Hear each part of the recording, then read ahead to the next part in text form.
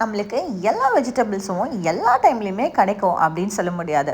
ஒரு சில வெஜிடபிள்ஸ் எல்லாம் சீசனல் தான். அதில் இந்த ரெட் கேரட்ஸும் ஒன்று. இன்றைக்கி என்னோடய வெர்ஷனில் கேரட் அல்வா எப்படி பண்ணுறதுன்னு பார்த்துடலாம். நான் 1/2 kg கேரட் எடுத்திருக்கேன். சைடு எல்லாத்தையுமே கட் பண்ணிவிட்டு இதோட தோல் எல்லாத்தையுமே பீல் பண்ணி எடுத்துக்கலாம். ரெட் கேரட்டோட ஹெல்த் பெனிஃபிட்ஸும் இந்த வீடியோலேயே பார்த்துடலாம்.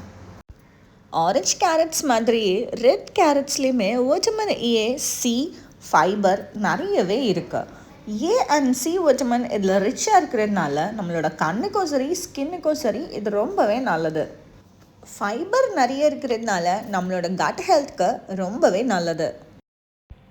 இதில் கேரட் அல்வா பண்ணால் நல்லாயிருக்கும். உங்களுக்கு வேணும்னா நீங்கள் உங்களோட சப்ஜியில் கூட இந்த ஆட் பண்ணிக்கலாம்.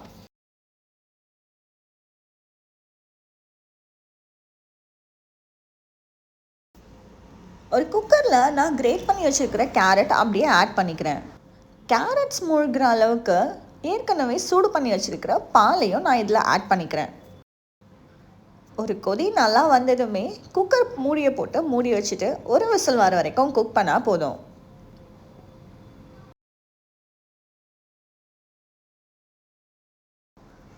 டீப்ரெஷரைஸ் ஆன உடனே குக்கர் ஓப்பன் பண்ணிவிட்டு ஒரு கப் சுகர் நான் இதில் ஆட் பண்ணிக்கிறேன்.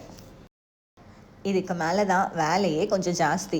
இந்த பாலும் கேரட்டும் நல்லா சுண்டுற அளவுக்கு லோ ஃப்ளேமில் வச்சு குக் பண்ணிகிட்டே வாங்க. லோ ஃப்ளேமில் இது குக் ஆகிட்டு இருக்கிற கேப்லேயே ஒரு தட்காவில் நான் கீ ஆட் பண்ணிக்கிறேன். கேஷ்யூஸும் கூட ஆட் பண்ணிக்கிறேன். உங்களுக்கு ரைசன்ஸ் வேணும் அப்படின்னா நீங்கள் ரைசன்ஸ் ஆட் பண்ணிக்கோங்க. பட் கேஷ்யூ மட்டுமே நல்ல ஃப்ளேவர் கொடுக்கும். கேஷ்யூஸ் கோல்டன் ப்ரௌன் ஆகிடுச்சுன்னா இதை இறக்கிடலாம். கேரட் அல்வா ஆல்மோஸ்ட் 80% ரெடி ஆயிடுச்சு. இந்த ஸ்டேஜில் ஃப்ரை பண்ணி வச்சுருக்கிற கேஷ்யூஸையுமே நான் ஆட் பண்ணிக்கிறேன். கீயும் ஃப்ரை பண்ண கேஷ்யூஸும் ஆட் பண்ண பிறகு பொறுமையாக குக் பண்ணணுங்க. அப்புறமா தான் இந்த கன்சிஸ்டன்சியே உங்களுக்கு கிடைக்கும்.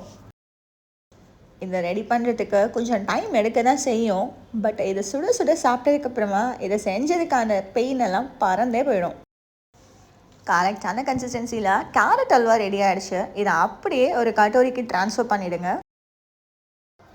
ஃபைனலாக கார்னிஷிங்காக கிரேட் பண்ணி வச்சுருக்கிற பிஸ்தாஸும் பாதாமும் ஆட் பண்ணிக்கோங்க. டேஸ்ட்டு வேறு லெவலில் இருக்கும்.